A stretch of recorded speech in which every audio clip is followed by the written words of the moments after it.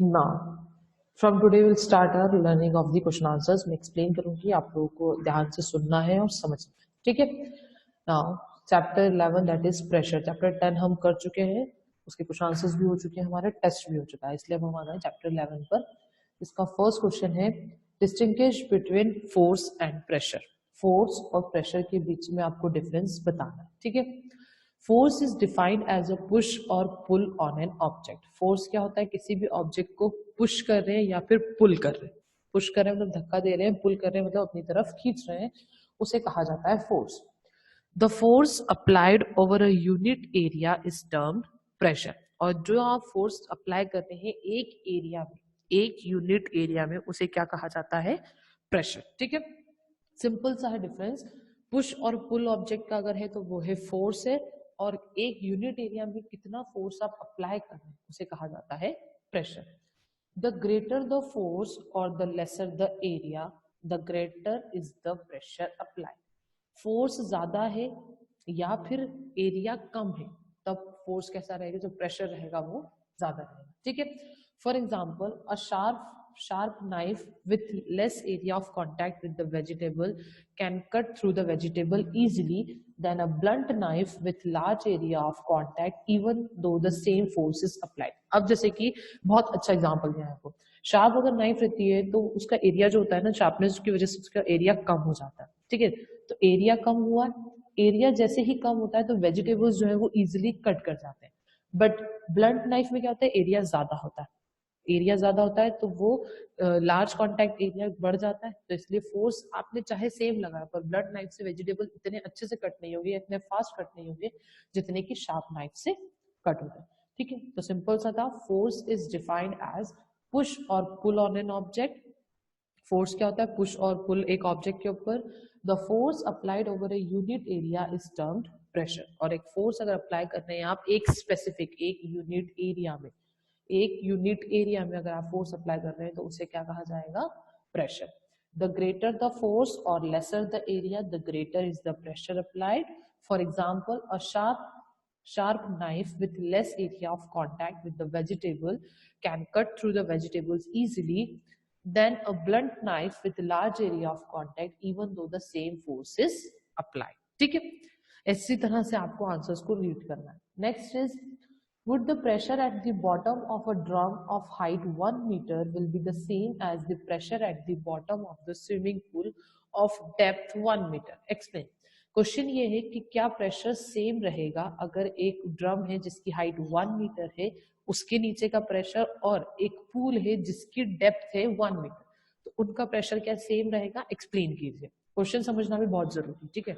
तो pressure exerted by liquid is same at a given depth. जो pressure रहता है लिक्विड का वो सेम होता है एक डेप्थ पर अगर दिया है। So the pressure at the bottom of a drum of height 1 meter would be same as the pressure at the bottom of a swimming pool of depth 1 meter। तो मतलब कि जो ड्रम और स्विमिंग पूल के जो water का जो pressure है वो सेम रहेगा, क्योंकि pressure exerted by liquid is same at given depth. तो फर्स्ट लाइन में उन्होंने का आंसर कंप्लीट हो चुका है आपका, कि प्रेशर अगर एक लिक्विड पे दिया है तो वो सेम होता है डेप्थ में, कितनी भी डेप्थ हो प्रेशर जो है वो सेम रहेगा। इसलिए अगर 1 मीटर का आपका ड्रम है और 1 मीटर डेप्थ है अगर स्विमिंग पूल की, तो दोनों में प्रेशर सेम है, ठीक है। Pressure exerted by a liquid is the same at a given depth, so the pressure at the bottom of a drum of height 1 meter would be the same as the pressure at the bottom of a swimming pool of depth 1 meter। Okay, now next is give two examples where pressure is used in daily life। दो examples आपको बताना है जहां pressure का daily life में use होता है। Two examples where pressure is used in daily life। First is it is difficult to cut wood with a blunt axe। A sharp axe has a blade with less area and does exert more pressure on the wood। Therefore, the sharp axe cut through the wood easily। Same यही है जो हमने first answer में पढ़ा था, sharp knife का area जो होता है वो कम हो जाता है, ठीक है। लेस एरिया रहता है तो प्रेशर जो होता है वो ज्यादा लगता है। तो फर्स्ट एग्जांपल ये हो गया कि ब्लंट एक्स से वुड कट इतना कट नहीं होगा जितना कि शार्प एक्स से जितना ज्यादा प्रेशर लग सकता है, ठीक है। नेक्स्ट है When we drink something using a straw, we suck the air out of the straw. जब भी हम कभी भी straw से अगर किसी चीज को ड्रिंक कर रहे हैं, ठीक, किसी चीज को अगर ड्रिंक कर रहे हैं straw से हम, तो पहले हम एयर को खींचते हैं, उसके बाद ही वो लिक्विड आता है. This reduces air inside the straw, creates a low pressure. इससे क्या होता है, अंदर जो straw के अंदर जो एयर है वो कम हो जाती है, क्योंकि हम उसको ऑलरेडी खींच चुके हैं, सक कर चुके हैं, तो वो एरिया, वो प्रेशर जो होता है वो कम हो जाता है. There is difference in pressure between the air inside the straw and the air exposed to the drink in the glass. इससे क्या होता है, डिफरेंस हो जाते हैं. स्ट्रॉ के अंदर एयर कम रहती है, लो प्रेशर रहता है, और जो ड्रिंक है उसके अंदर एयर, ग्लास कवर नहीं है, ग्लास अगर कवर नहीं है तो भी उसमें हाई प्रेशर है, कवर्ड है तो भी उसमें हाई प्रेशर है, ठीक है.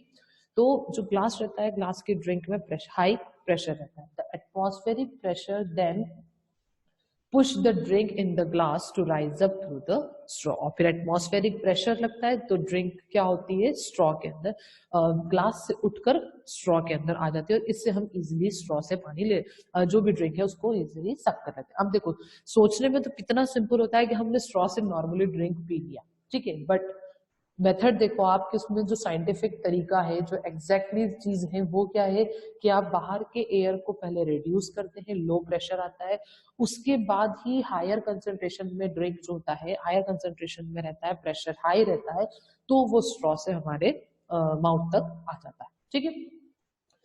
When we drink something using a straw, we suck the air out of the straw. This reduced air inside the straw creates a low pressure. There is difference in pressure between the air inside the straw, that is low pressure, and the air exposed to the drink in the glass, that is high pressure. The atmospheric pressure then pushes the drink in the glass to rise up through the straw. इस तरह से straw जो है वो rise up हो जाती है. Next is what is liquid pressure. Give 3 properties of liquid pressure. Liquid pressure क्या है पहले तो वो बताना है आपको, 2 क्वेश्चन इसके अंदर, ठीक है. लिक्विड प्रेशर क्या है, नेक्स्ट है उसकी 3 प्रॉपर्टीज बतानी. Now, liquid pressure is the pressure exerted by a liquid on an object immersed in it or on the wall of the container.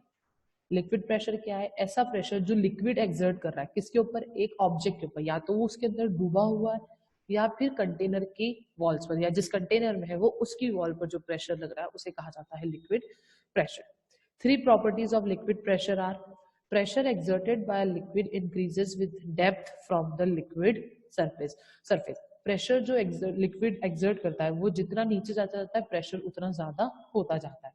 The greater the depth, the greater is the pressure. जितने ज्यादा आप अंदर जाएंगे पानी के, उतना ज्यादा pressure रहेगा, जितने ऊपर आप पानी रहेंगे उतना कम प्रेशर है. Pressure exerted by liquid is the same at a given depth. अगर एक डेप्थ दी हुई है, एक स्पेसिफिक, जैसे 1 मीटर दी हुई है, तो उसमें प्रेशर सेम ही रहेगा, चाहे वो किसी भी चीज का 1 मीटर हो, ठीक है, स्विमिंग पूल का 1 मीटर हो, या ड्रम का 1 मीटर हो, या टैंक का 1 मीटर हो, उसमें प्रेशर सेम रहेगा. Liquid exert pressure in all direction. सबसे इंपॉर्टेंट है लिक्विड जो होता है, क्योंकि वो फ्लो इजीली कर पाता है, उनके मॉलिक्यूल्स के बीच में गैप जो होती है वो अच्छी होती है, तो इस वजह से क्या होता है, वो हर सारे डायरेक्शन में प्रेशर को एक्सर्ट कर लेता है, ठीक है. ऐसा नहीं कि सिर्फ एक डायरेक्शन में प्रेशर एक्सर्ट होता है, हर डायरेक्शन में प्रेशर जो है वो रहता है लिक्विड का. एक बार पूरा आंसर में रिपीट कर देती हूँ. Liquid pressure is the pressure exerted by liquid on an object immersed in it or on the walls of the container. ठीक है, फर्स्ट आंसर हो गया है. 3 properties of liquid pressure are: pressure exerted by a liquid increases with the depth from the liquid surface. The greater the depth, the greater is the pressure. जितना ज्यादा depth होगी उतना ज्यादा प्रेशर होगा. Pressure exerted by a liquid is the same at a given depth. एक given depth अगर दी तो pressure, liquid का जो प्रेशर रहेगा वो सेम रहेगा. Liquid exert pressure in all direction. और लिक्विड क्या करती है, हर डायरेक्शन में प्रेशर को एक्सर्ट करती है.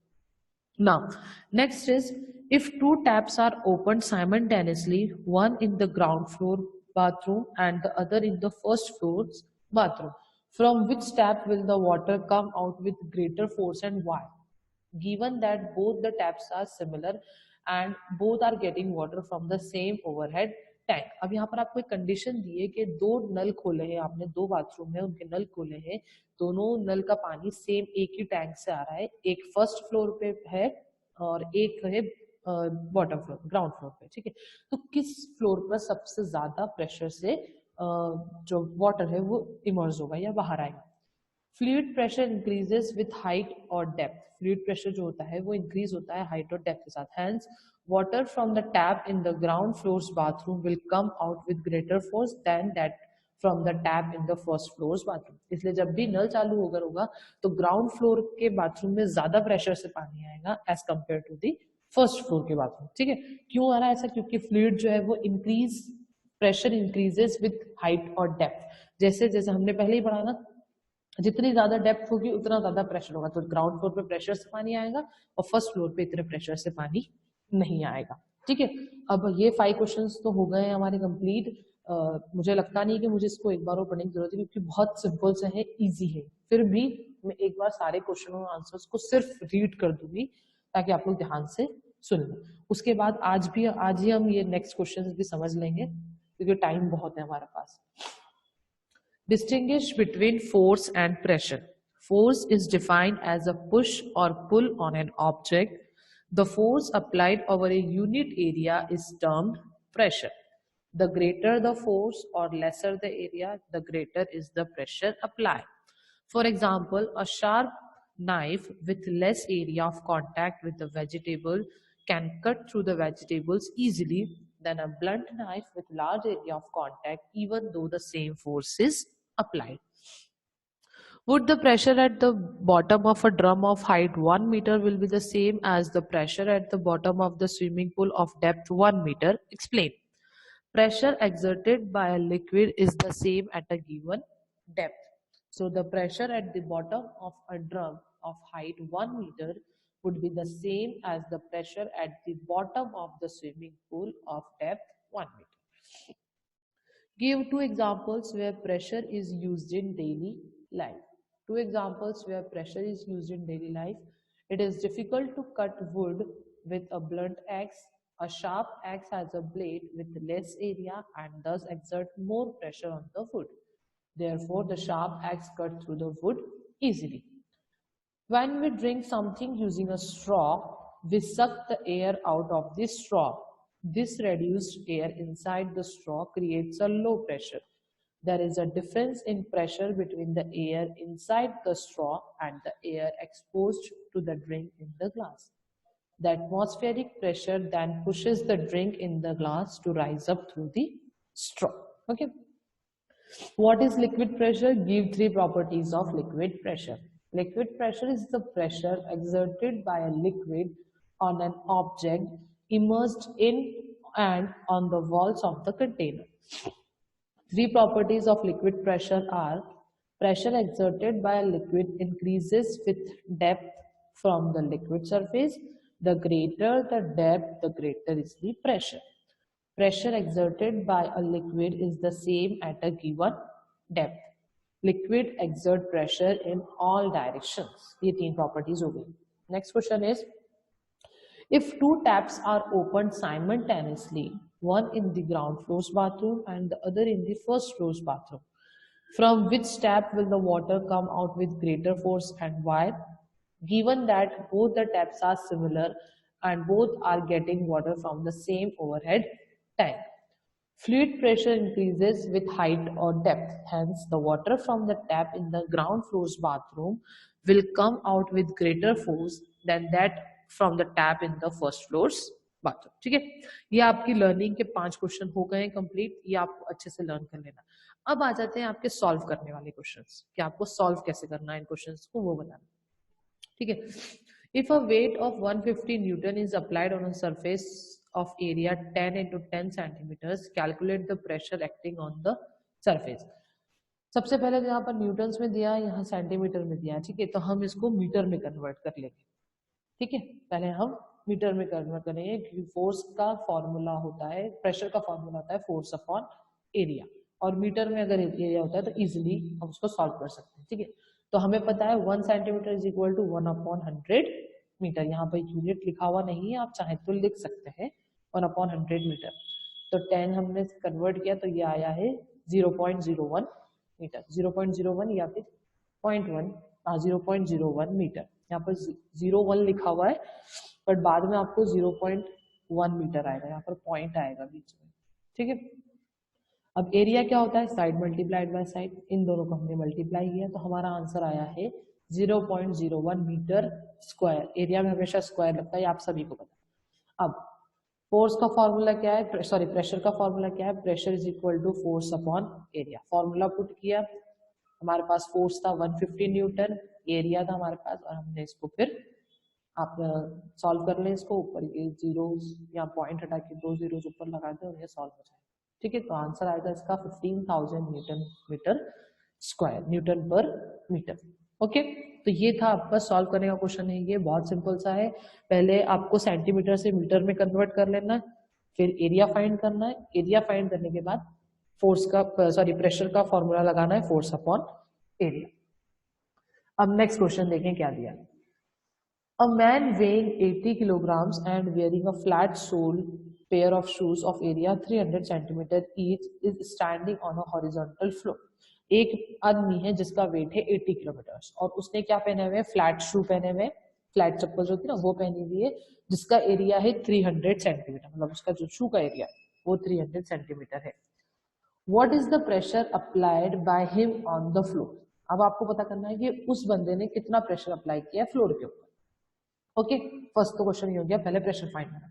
उसके बाद है what would be pressure applied by woman of the same weight wearing a high heel pair of shoes of area 70 centimetre. अगर एक वुमन का वेट सेम है 80 किलोग्राम, बट उसने क्या पहना हुआ है, हाई हील्स पहनी हुई, तो जो शू का एरिया होगा वो कम हो जाएगा क्योंकि हील का एरिया बहुत कम होता है। तो ये एरिया हो गया यहाँ पर 70 सेंटीमीटर ईच। अब आपको पता करना है कि इसने कितना प्रेशर अप्लाई किया। मैन और वुमेन दोनों का है, सिर्फ डिफरेंस क्या आ रहा है यहाँ पर, एक ने हील पहनी हुई है तो हील का एरिया आ रहा है 70 सेंटीमीटर और एक ने फ्लैट शू पहना हुआ है जिसका एरिया है 300 सेंटीमीटर। अब देखो क्या होगा, मास कितना है, वेट 80 किलोग्राम, फोर्स कितना है, मास मल्टीप्लाइड बाय एक्सेलरेशन, ठीक है। तो हम यहाँ एक्सेलरेशन में 10 न्यूटन ही आएगा। Okay, mass multiplied by acceleration आया तो 800 न्यूटन, ये हमारा फोर्स आ चुका है। अब एरिया ऑफ शू क्या था, 300 सेंटीमीटर स्क्वायर, एक शू का था। अब यहाँ पर कितना है, पेयर ऑफ शूज है, मतलब 2 शूज, ठीक है। तो 2 से मल्टीप्लाई कर देंगे हम, 2 को मल्टीप्लाई कर देंगे 300 से तो आ जाएगा 600 सेंटीमीटर। अब हमें पता है सेंटीमीटर को मीटर में कन्वर्ट करना है, तो ये हम ये प्रोसेस कर लेंगे। यहाँ मीटर में कन्वर्ट हो गया, फिर हमारा फॉर्मूला लगा लेंगे हम, pressure is equal to force upon area, फिर आप इसको सॉल्व कर लीजिए, ठीक है। तो ये था किसका, शू का, फ्लैट सोल शू का था। अब इसी तरीके से आप किसका करेंगे, अब 800 न्यूटन वो सेम रहेगा प्रेशर, तो यहाँ तक तो सेम ही रहेगा 800 न्यूटन तक, बस अब यहाँ पर जो 1 शू का एरिया था उसमें चेंज आ जाएगा, यहाँ क्या आ जाएगा 70 सेंटीमीटर, तो 70 मल्टीप्लाइड बाय 70 140 सेंटीमीटर, और फिर इसको मीटर में यहाँ पर डायरेक्टली मीटर में कन्वर्ट करके लिख दिया है आंसर, स्टेप नहीं किए, आपको ये स्टेप यहाँ पर करनी रहेगी, ठीक है। सेंटीमीटर को मीटर में कन्वर्ट कर देंगे और प्रेशर एक्सर्टेड बाय वुमेन इतना होगा। तो इसमें डिफरेंसेस क्यों आ रहे हैं, डिफरेंसेस यहाँ पर देखो इतना मतलब 1,33,333.33 मीटर न्यूटन मीटर स्क्वायर आ रहा है, और यहाँ पर आ रहा है 57,142.85 न्यूटन। ये एक्चुअल में सॉल्व करा हुई है, ठीक है। तो आप लोग ये सॉल्व करने की कोशिश करना, आ जाएगा इसका आंसर।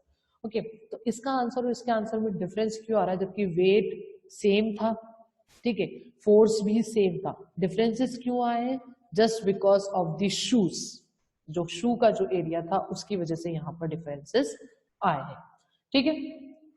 अब ये 2 क्वेश्चन है, ये मैं कल आपको एक्सप्लेन कर दूं, क्योंकि अगर मैंने 2 एक साथ एक्सप्लेन कर दिए सारे तो आपको समझ नहीं आएंगे फिर और वो प्रॉब्लम क्रिएट करेंगे। तो आज का आप लोगों का होमवर्क क्या रहेगा, सबसे पहले तो फर्स्ट 5 क्वेश्चंस आप लोगों को लर्न करना है, अच्छे से लर्न करना है, और फिर उन्हें बिना देखे लिख लेना है, ये आपकी रिस्पॉन्सिबिलिटी, आप कितनी ईमानदारी से करते हैं। ओके, अब जो नेक्स्ट 2 क्वेश्चंस है, मतलब जो सम्स है, वो तो आपको सॉल्व ही करना रहेगा, तभी आपको ये समझ आना है, वरना आपको ये समझ में नहीं आएगा, ठीक है। तो इसको आप अच्छे से सॉल्व कीजिएगा